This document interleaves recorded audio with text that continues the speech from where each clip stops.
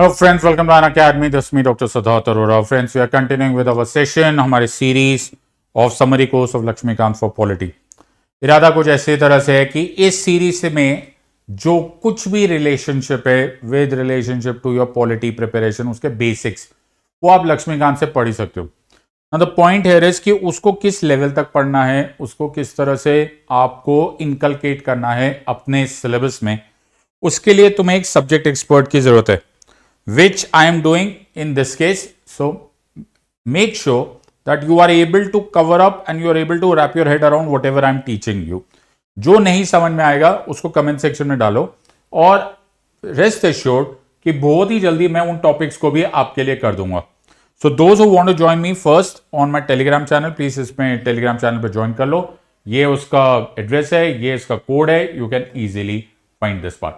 So this is the entire context. तुम्हें मालूम है कि हम लक्ष्मीकांत सीरीज क्यों कर रहे हैं, because this is a book जो कि एक्चुअली बनी ही सिविल सर्विसेज के लिए. सो आई एम श्योर कि तुम्हारे लिए ये बड़ी कारगर सिद्ध होगी. हर ट्यूसडे, थर्सडे, सैटरडे को ये सेशंस आपके लिए लाए जाएंगे.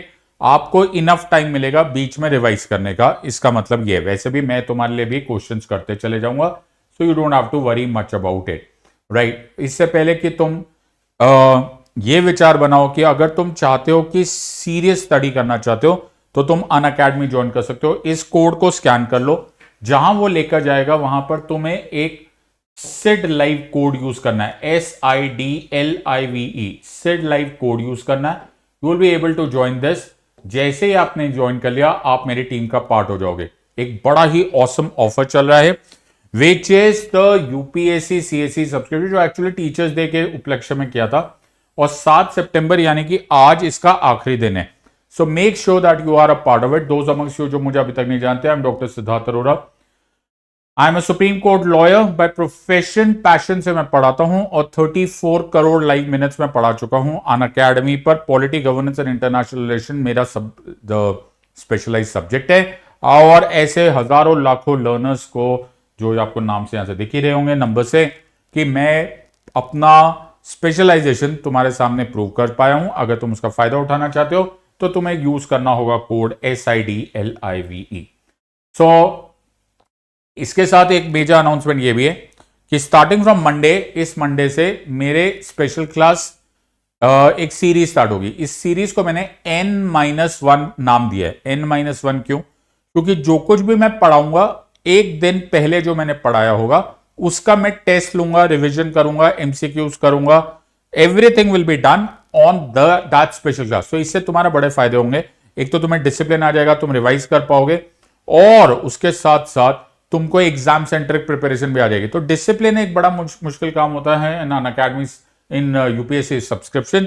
तो ये बात काम मैं तुम्हारे लिए कर दूंगा. आज का टॉपिक है 17वां नंबर सेशन है, 17th सेशन है. आज का जो टॉपिक है ये बड़ा ही इंटरेस्टिंग टॉपिक है, बेसिक स्ट्रक्चर डॉक्ट्राइन. अब देखो मैं कहां से टॉपिक कहां ले जाता हूं. इसका एक रीजन है, बिकॉज कनेक्शन होना पड़ता है.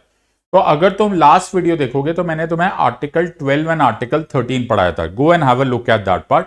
मैंने तुम्हें आर्टिकल 12 एंड आर्टिकल 13 पढ़ाया था. सो आर्टिकल 12 एंड आर्टिकल 13 में आर्टिकल 13 खासकर बड़ा महत्व है. So why am I saying, देखो इसलिए बोलते हैं कि एक स्पेसिफिक तरीके से कनेक्ट करना बड़ा जरूरी है. आर्टिकल 13 को अगर तुम जाकर अभी भी खोल लोगे, कॉन्स्टिट्यूशन खोल के देख लो, तो उसमें लिखा है कि जो स्टेट है वो ऐसा कोई ऑर्डर नहीं पास कर सकता, ऐसा कोई लॉ नहीं बना सकता, ऐसा कोई रूल नहीं बना सकता, ऐसा कोई नोटिफिकेशन नहीं कर सकता, ऐसी कोई प्रथा नहीं हो सकती जिसके पास फोर्स ऑफ लॉ है, कस्टम, यूजेज, ऐसा कुछ भी नहीं कर सकता जो कि मेरे फंडामेंटल राइट्स यानी कि मौलिक अधिकारों को वायोलेट करे. जो हिंदी वाले दोस्त है, मैंने तुम्हें कीवर्ड्स दे दिए, एक बार कॉन्स्टिट्यूशन खोलने की कोशिश करो. पढ़ाई ध्यान से करोगे तो सब्जेक्ट में तुम्हें लैंग्वेज इतनी बड़ी बैरियर नहीं लगेगी. ज्यादातर लोग तो गिव अप ही करके बैठे होते, जी हमें तो समझ में नहीं आ रहा है. कोशिश करोगे तो बेटा दुनिया तोड़ी जा सकती है, right. So make sure that you do it. तो मौलिक अधिकार लिखा हुआ है, फंडामेंटल राइट्स. कोई ऑर्डर नहीं हो सकता, कोई बाय लॉ, कोई भी कानून नहीं बनाया जा सकता, कुछ भी नहीं किया जा सकता. स्टेट ऐसा कोई एक्शन ही नहीं ले सकता जो मेरे मौलिक अधिकारों के खिलाफ जाए. और अगर ऐसा कुछ करे तो सुप्रीम कोर्ट या हाई कोर्ट न्यायिक समीक्षा यानी कि the doctrine of judicial review को यूज करके उस लॉ, उस ऑर्डर, उस नोटिफिकेशन, किसी भी चीज को नल एंड वॉइड खारिज कर सकती है. So this is the value of article 13. So article 13 एक तरह से क्या बोल सकते हैं, सेफगार्ड है. यस, मेरे फंडामेंटल राइट्स को सेफगार्ड करता है. तो या जी मेरे फंडामेंटल राइट्स, मेरे मौलिक अधिकार कोई ना लेकर जाए. तो अगर मैं आर्टिकल 13 जो आपने प्रीवियस चैप्टर में पढ़ा, हमने काफी डिटेल में किया था, एक बार जाके आप प्रीवियस वीडियो देख सकते हो. Let's look at article 13. तो आर्टिकल 13 क्या लिखा है? The state shall not make any law which takes away or abridges the rights conferred by this part, and any law made in contravention of this clause shall to the extent of contravention be void. ये जो technical भाषा में इतने लंबी चौड़ी line बताई, वो actually मैंने तुम्हें समझा दी है. स्टेट ऐसा कोई लॉ नहीं बना सकता जो मेरे मौलिक अधिकार, मेरे फंडामेंटल राइट्स को वायोलेट करे. अगर करेगा तो उतना पार्ट जो भी मेरे फंडामेंटल राइट्स, मेरे मौलिक अधिकारों के खिलाफ है, उतने पार्ट को हम लोग नल एंड वॉइड डिक्लेयर करेंगे, खारिज डिक्लेयर करेंगे. इसको सुप्रीम कोर्ट को पावर है. तो मेरा कौन बच गया सर? हमारे फंडामेंटल राइट्स बच गए, हमारे मौलिक अधिकार बच गए. कोई टेंशन नहीं है. आगे चढ़ते तो पार्ट 3 ऑफ द कॉन्स्टिट्यूशन में, संविधान के भाग 3 में आर्टिकल 13 लिखा हुआ है, जो कि मेरे फंडामेंटल राइट्स को प्रैक्टिकली गारंटी कर रहा है. लेकिन मैं आगे चलूं ना, तो पार्ट 20 ऑफ द कॉन्स्टिट्यूशन में, पार्ट 20 ऑफ द कॉन्स्टिट्यूशन में एक आर्टिकल है जिसका नाम है आर्टिकल 368 ऑफ द कॉन्स्टिट्यूशन. ये बड़ा इंटरेस्टिंग है. आर्टिकल 368 डील कर रहा है पार्लियामेंट की उस पावर से, संसद की उस पावर से, जिससे कि वो कॉन्स्टिट्यूशन को अमेंड कर सकता है. क्या कर सकता है? तो कॉन्स्टिट्यूशन को अमेंड कर सकता है, जो संविधान का संशोधन कर सकता है. Now, if I closely look at this one, I am in a very interesting position. It says, notwithstanding anything in this constitution, Parliament may, in exercise of its constituent power, amend by the way of addition, variation, repeal, in accordance with the procedure laid down in this article. जिनको नहीं समझ में आया चिंता मत करो, मैं तुम्हें इसे सिंप्लीफाई करूंगा, मेरा काम ही है. तो बोला यार, पार्लियामेंट ना अपनी आर्टिकल 368 की ताकत को यूज करके एडिशन से, कुछ कॉन्स्टिट्यूशन में नहीं है उसको एक ऐड कर दो, कुछ रिमूव करने से रिमूव कर दो, कुछ अंदर पहले से लिखा है उसको चेंज कर दो. तो एडिशन, वेरिएशन और रिपील. एडिशन ऐड करना, कॉन्स्टिट्यूशन में कुछ नहीं है, नया आर्टिकल है, जैसे आर्टिकल 21A बाद में डाला गया 86 कॉन्स्टिट्यूशनल अमेंडमेंट एक्ट 2002 से. कुछ चेंज कर दिया, जो कि अब ऑब्वियसली होता रहता है. कुछ रिपील कर दिया, जैसे article 19 sub clause 1 sub clause है 44th अमेंडमेंट 78 से रिपील किया गया, रिमूव किया गया. तो कुछ भी किया जा सकता है, इसमें ये अलाउड है. सो द कॉन्स्टिट्यूशन को ऐड और चेंज या उसमें रिमूवल कुछ भी किया जा सकता है. कीवर्ड जो इसका है वो है ये वर्ड एनी. वर्ड क्या है? एनी. आर्टिकल 368 में लिखा है एनी. किसी भी पार्ट को चेंज किया जा सकता है, किसी भी पार्ट को ऐड किया जा सकता है, कुछ भी किया जा सकता है. If you pay close attention, यहां पर कोई there is no restriction laid down on article 368. Says very clearly any provisions can be added, any provision can be subtracted or can be changed.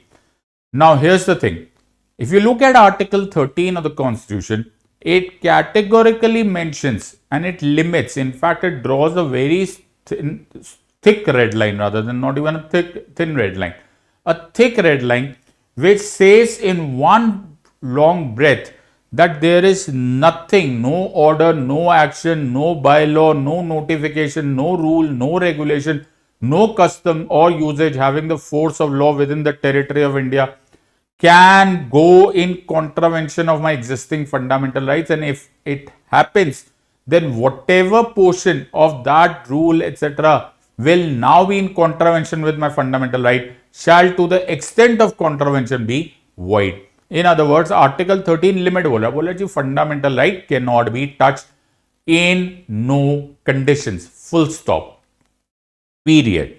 As opposed to that, article 368 in almost the same breath says that notwithstanding, see the line, the beginning of the line here is notwithstanding anything in this constitution, कुछ भी लिखा हुआ हो इस constitution में, notwithstanding anything in this constitution, the parliament अपनी power को use करके can amend, add, subtract, very anything in the constitution. अगर ये चक्कर है तो भाई ये तो सर कॉन्फ्लिक्ट हो गया। आर्टिकल 13 लिमिट दे रहा है कि तुम फंडामेंटल राइट्स को नहीं टच कर सकते, you can not contravene, as oppose to article 368 which says any part of the constitution falls under the ambit of article 368। ये तो सर विरोधाभास हो गया, ये तो सर कॉन्ट्राडिक्शन हो गई। Article 13 and article 368 is an unstoppable force hitting an immovable object. और ये क्या हो गया सर, ये तो बड़ा ही खतरनाक सी चीज है। तो ये कौन जीतेगा? This is the saga, this is the story of the conflict between article 13 on the one hand and Article 368 on the other. The story unfolds only after the advent of India's independence. India becomes independent. वहां से ये story start हो रही है। Nobody has a clue कि within the constitution एक inherent conflict बैठा हुआ है between Article 13 and 368. किसी ने नहीं देखा होगा। Nobody has observed. Like it happens, constitution को हमने rigid and flexible बनाया हुआ है। बाबा साहेब ने इस कॉन्स्टिट्यूशन को रिजिड एंड फ्लेक्सिबल इसलिए बनाया गया, बिकॉज रिजिड इसलिए बिकॉज वो बहुत इजीली चेंज ना हो जाए, लेकिन फ्लेक्सिबल इसलिए कि कभी कभी वक्त के साथ, चेंजिंग टाइम्स के साथ कॉन्स्टिट्यूशन की रिक्वायरमेंट्स चेंज होती है। So we might as well have the opportunity to be able to amend the constitution. इसी सोच के अनुसार इसमें फ्लेक्सिबिलिटी का स्कोप रखा गया एंड आर्टिकल 368 को रखा गया। Let's pay close attention to the story unfolding. So with independence coming, the then government of India को एक मेजर प्रॉब्लम हो गई। मेजर प्रॉब्लम ये हो गई कि इंडिया उस टाइम पर बहुत ही अनडेवलप्ड कंट्री थी। In fact Britishers left us high and dry with practically zero bank balance, amongst the lowest GDP in the world, a huge population, all of them striving to make ends meet। Government of India को उस time पर problem तो होनी थी, लेकिन government of India ने क्या सोचा? गवर्नमेंट ऑफ इंडिया ने सोचा कोई बात नहीं, लेट्स हैंग ऑन, जमीन लेते, जमीन के ऊपर डेवलपमेंट करते, जमीन के ऊपर हम इंडस्ट्रीज बनाएंगे, फैक्ट्रीज बनाएंगे, डैम्स बनाएंगे, धीरे धीरे धीरे slow and study India will become a developed nation. This was right after independence and right after our constitution came into force. what the government did not anticipate at that time, उस time पर जो अंदाजा नहीं लगा था वो ये लगा था कि जो ज्यादातर जमीन उस टाइम पर थी वो लैंडलॉर्ड सिस्टम यानी कि जमींदारी सिस्टम के पास थी। जमींदार्स वर holding most of the land, और लैंड जब जमींदार्स के पास है, उनकी पोजीशन में है, तो हमें डेवलपमेंट करने का एक ही तरीका है कि हम उनसे जमीन अधिग्रहण करें, लैंड एक्वायर करें। I hope you are able to with me at this stage. So मैंने गवर्नमेंट को बोला, मैंने कहा गवर्नमेंट अब क्या करोगे? तो government said see we need the land is with the landlords, we have to acquire the land. I totally hear you. आप now you have to go to the landlords and ask for the land, of course you will have to buy it.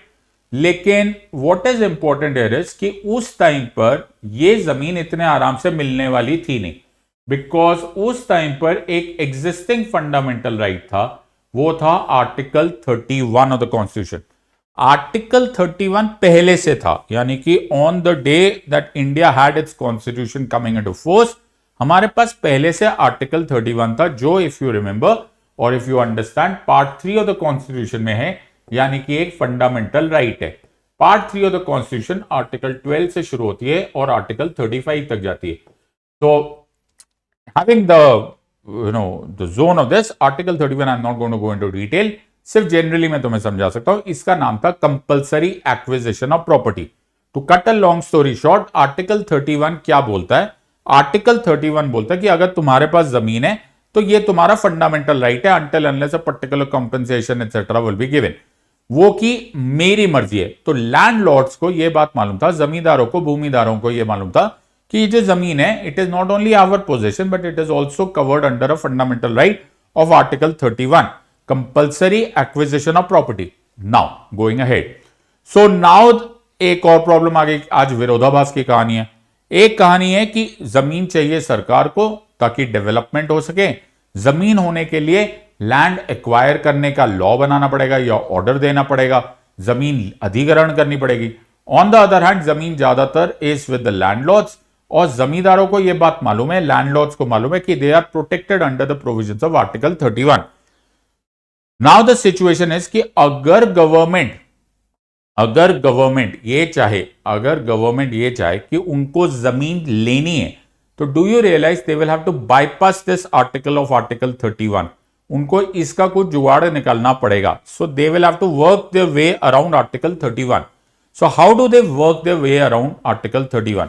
So the then government and the then parliament, okay, decided to amend the constitution. उन्होंने पहला amendment 1951 में किया। इसका therefore नाम हो गया first constitutional amendment act of 1951। Please remember, don't drop the ball, okay. Focus story उसी तरह से मेंटेन रखना। जमीन चाहिए, लैंड एक्वायर करना है, आर्टिकल 31 एग्जिस्ट कर रहा है, आर्टिकल 31 को बाईपास करना है। बाईपास करने के लिए कॉन्स्टिट्यूशन को अमेंड करना जरूरी है। तो फर्स्ट कॉन्स्टिट्यूशनल अमेंडमेंट एक्ट 1951, बहुत सारे और भी आर्टिकल्स ऐड या सब्ट्रैक्ट किए गए, लेकिन अभी के लिए for the sake of today's argument पहला आर्टिकल जो डाला गया वो था आर्टिकल 31A, लिखते चले जाओ। दूसरा आर्टिकल डाला गया 31B। तो आर्टिकल 31A, 31B और एक शेड्यूल डाला गया, the 9th schedule of the constitution. So मैं फिर रिपीट कर रहा हूं, क्या क्या डाला गया? सिर्फ आर्टिकल 31A, आर्टिकल 31B और the 9th schedule of the constitution. Now what is the situation here? तो ये सब है क्या? पहली बात मैं तुम्हें आर्टिकल 31A बता देता हूं। आर्टिकल 31A बोलता है कि एग्रीकल्चरल रिफॉर्म्स, ए से ए याद रखना, 31A से एग्रेरियन या एग्रीकल्चरल रिफॉर्म्स। पार्लियामेंट ने बोला कि अगर एग्रीकल्चर के नाम पर, रिफॉर्म्स के नाम पर हम कोई कॉन्स्टिट्यूशन, हम कोई लॉ बनाए, हम कोई ऑर्डर दे, तो वो अगर तुम्हारे 14, 19 और 31, remember the words, what are say, अगर हमने कोई अग्रेरियन रिफॉर्म्स, एग्रीकल्चरल रिफॉर्म्स के नाम पर कोई हमने लॉ बनाया, कोई रूल बनाया, तो वो जो 14, 19 और 31 तीन फंडामेंटल राइट्स को अगर वो हिट कर भी रहा है, अगर वो वायोलेट कर भी रहा है, तो भी वो वॉइड नहीं होगा। ये सर खतरनाक बात है तो है। 31B ने बोला कि तुम छोड़ो अग्रेरियन रिफॉर्म्स, अगर हमने कोई भी लॉ बनाकर इस लिस्ट में, ये नया एक शेड्यूल बनाया गया, 9th शेड्यूल में डाल दिया, तो बाबू ये सुप्रीम कोर्ट और हाई कोर्ट की निगाहों से बाहर हो जाएगा, इसको चैलेंज नहीं किया जा सकता। तो तुम नोटिस करो, इसमें देखो शुरू में कौन कौन से लॉस डाले गए। Bombay tenancy agriculture lands act, Bombay Maleki tenure, Bombay Talukdari tenure, Panchmahal, Bombay Khoti abolition, etcetera etcetera. तुम नोटिस करो ये सारे जमीन से रिलेटेड लॉस डाले गए। सो 9th शेड्यूल में बोला गया कि यार हमें कोई भी लॉ डालना है, उसको उठाकर हम 9th शेड्यूल में डालेंगे। ये कौन बोल रहा है? ये 31B बोल रहा है। सो 31A was specifically targeting agrarian reforms, 31B बोला एग्रेरियन रिफॉर्म छोड़ो, कोई भी लॉ उठाकर डालो 9th शेड्यूल में। The moment you put it in the 9th schedule, वो इनविजिबल हो जाएगा, उसको कोई चैलेंज नहीं किया जाएगा। तुम्हें अच्छा लगेगा क्या? नहीं। तो तुम तो नाराज हो गए। ज्यादातर जो आम आदमी होंगे वो परेशान ही होंगे कि सर ये पार्लियामेंट ने ये कॉन्स्टिट्यूशनल अमेंडमेंट ही कैसे कर ली। Okay, in whatever we have understood, in the limited understanding of law that we have understood, 31A, 31B and 9th schedule डाला ही नहीं जा सकता, because directly or indirectly you are taking away our fundamental right, जो कि 31 है। तो तुम्हें पसंद नहीं आ रहा? नहीं आ रहा। तो अगर पसंद नहीं आ रहा तो might as well go to the Supreme Court and challenge this first amendment, और वही हुआ। तो इस अमेंडमेंट को चैलेंज कर दिया गया in the case of Shankari Prasad versus the Union of India in 1951। Case का नाम आ गया Shankari Prasad case. The supreme court में यही चैलेंज किया गया कि my lord, this is not done, we are not happy. First constitutional amendment act of 1951 allowed ही नहीं होनी चाहिए। It is patently illegal, it should not be allowed. ये खुद ही अनकॉन्स्टिट्यूशनल है, because it is taking away my fundamental right which is against the spirit of article 13। Parliament से पूछोगे तो पार्लियामेंट क्या बोलेगा? पार्लियामेंट बोलेगा कि कैसी बातें कर रहे हो, आर्टिकल 368 में स्पेसिफिकली लिखा हुआ है we can amend any provision of the constitution. ये तो लड़ाई झगड़े वाली बात है। जब लड़ाई झगड़ा होता है in the federal system that India has, the final arbiter, the final interpreter of the constitution is the supreme court, the highest apex court. Supreme court heard both sides of the story and finally came to the conclusion कि उनके अनुसार article 368 is that one which dominates Article 13.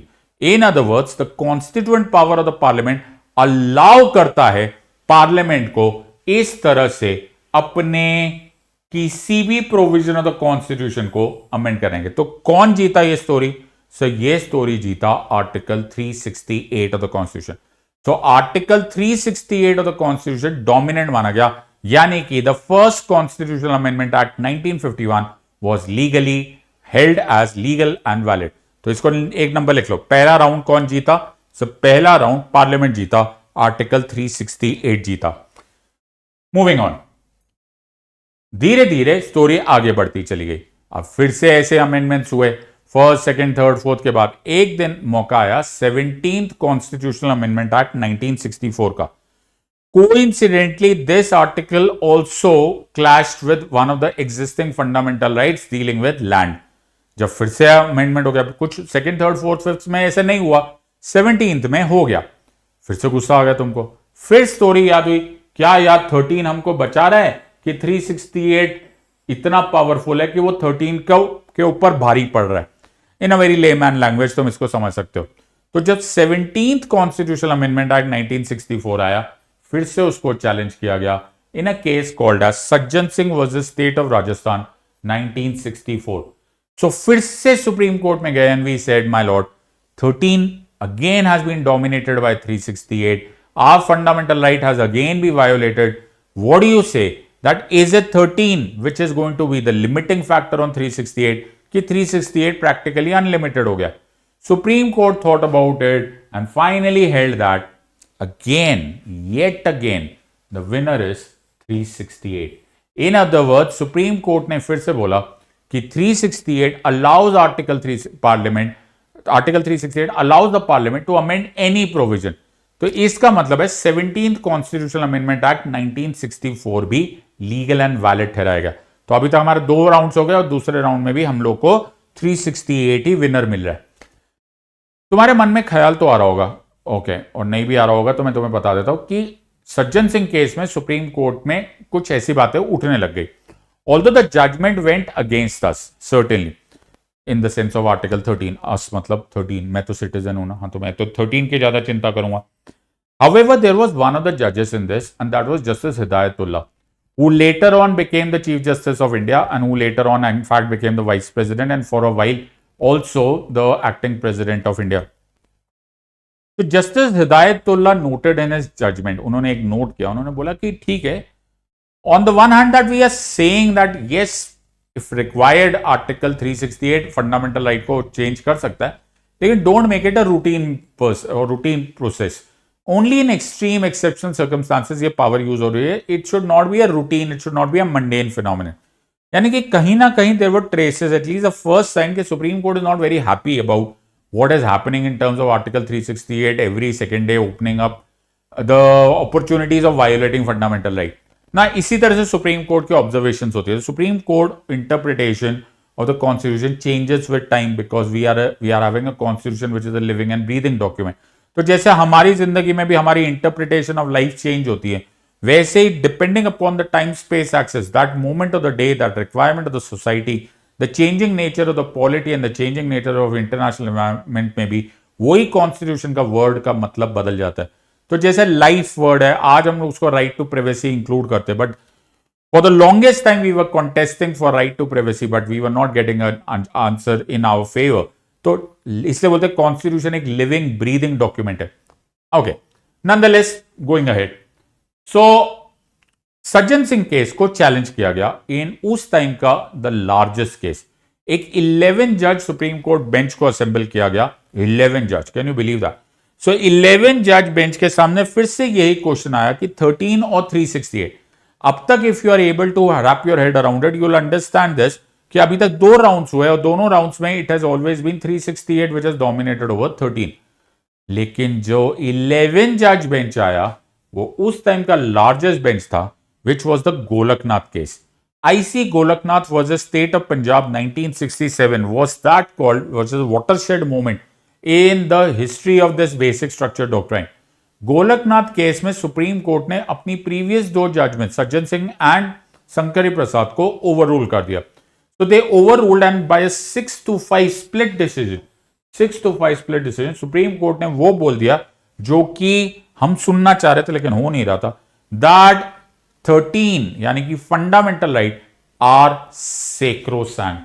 That was the word that was used, sacrosanct, कि इनको नहीं touch किया जा सकता, ये आर्टिकल 368 की लिमिट के बियॉन्ड है.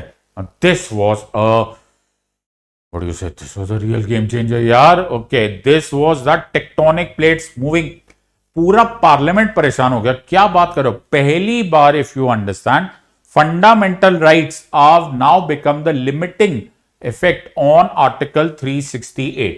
सो ये एक इंपॉर्टेंट कॉन्सेप्ट हुआ and for the first time article 13 को कंसिडर कर लिया गया as the dominant force over article 368. So this was the context. और इससे पहले कि दैट यू स्टार्ट एंजॉयिंग कि जी कहानी खत्म हो गई, आई एम सॉरी, यहां तक केवल अभी इंटरमिशन हुआ है, अभी पॉपकॉर्न का टाइम आया. अभी the story is about to change far far far south and let's see क्या होने वाला है. So stop and pay close attention. Before I take a step ahead, you will have to finalize, summarize this line. अब हो क्या गया? IC Golaknath case ने article 368 यानी कि पार्लियामेंट की पावर को लिमिट कर दिया. That's the line here. जो आज तक अनलिमिटेड था उसको, या फिर at least in so far as practical purposes unlimited था, उसको लिमिट कर दिया. लेकिन फिर आई हमारी एक नई प्रधानमंत्री और वो थी madam prime minister madam Indira Gandhi. So prime minister madam Indira Gandhi ने को यह बात बिल्कुल पसंद नहीं आई. She was a very proud parliamentarian. She would not be able to figure, she was like, I can't believe that parliament जिसको कि आशीर्वाद ही मिला हुआ है पीपल का, how and why should anybody be limiting that. और आर्टिकल 368 ने वैसे भी कॉन्स्टिट्यूशन में एनी प्रोविजन लिखा हुआ है. She was not comfortable with this thought and that is why she passed at a later stage, of course, the 24th Constitutional Amendment Act 1971. तो 24th Constitutional Amendment Act 1971 पास हुआ. अगर तुम 24th Amendment की text पढ़ोगे तो तुम घबराई जाओगे. 24th Amendment ये बात बोलता है, if you read this part, इसको पॉज करके आराम से पढ़ लेना अगर फुर्सत है तो, नहीं तो मेरी क्लास में आ जाना, मैंने इसके स्क्रीनशॉट्स बनाई हुए. 24th Amendment बोलता है आज के बाद हम क्लैरिफाई करते हैं. क्या उन्होंने आर्टिकल 13 को ही अमेंड कर दिया. आर्टिकल 13 को 24th अमेंडमेंट ने अमेंड कर दिया और बोला हम क्लैरिफाई कर रहे हैं that from now on nothing in article 13 shall affect the amending power of article 368. आप बोल रहे हो? Yes, nothing. उन्होंने बोल दिया 24th अमेंडमेंट ने कि 13 आज के बाद 368 को टच ही नहीं कर सकता. तुम्हें जो लग रहा है लगने दो. आज के बाद आर्टिकल 368 अनलिमिटेड हो गया. We don't even care of any discussion between 13 and 368. In fact इसी अमेंडमेंट में यह भी क्लैरिफाई कर दिया गया कि प्रेसिडेंट को एक बार पार्लियामेंट ने कॉन्स्टिट्यूशनल अमेंडमेंट बिल पास करके भेज दिया, उसके बाद प्रेसिडेंट साहब does not have the power to even stop it. In other words, layman language of veto. In other words, article 368 हो गया अनलिमिटेड. जब कोई भी चीज अनलिमिटेड हो जाती है ना, तो डेमोक्रेसी के स्पिरिट के अगेंस्ट चले जाती है. डेमोक्रेसी में कोई भी चीज अनलिमिटेड नहीं होनी चाहिए.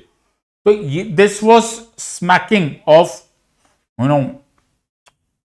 Dictatorship, if at all dictatorship ना भी बोलो, एटलीस्ट डेमोक्रेसी तो जारी है.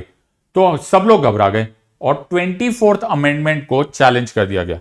अलोंग साइड ऑफ कोर्स वो पुराना क्वेश्चन दोबारा आ गया कि 13 ज्यादा स्ट्रांग है कि 368 ज्यादा स्ट्रांग है. यह भी पूछा गया कि गोरखनाथ जजमेंट ठीक है कि नहीं ठीक है, और यह भी पूछा गया कि 24th अमेंडमेंट ठीक है कि नहीं ठीक है. There was a background of this and that background was his holiness Kesavananda Bharati. Okay, Shankaracharya Kesavananda Bharati का इस मैटर से रिलेशन क्या है? तो हुआ यह था कि उनसे रिलेटेड, जमीन से रिलेटेड, लैंड एक्विजिशन से रिलेटेड कुछ लॉस को ओके 9th शेड्यूल में डाल दिया गया था। इन अदर वर्ड्स ये बात कुछ और हुई थी।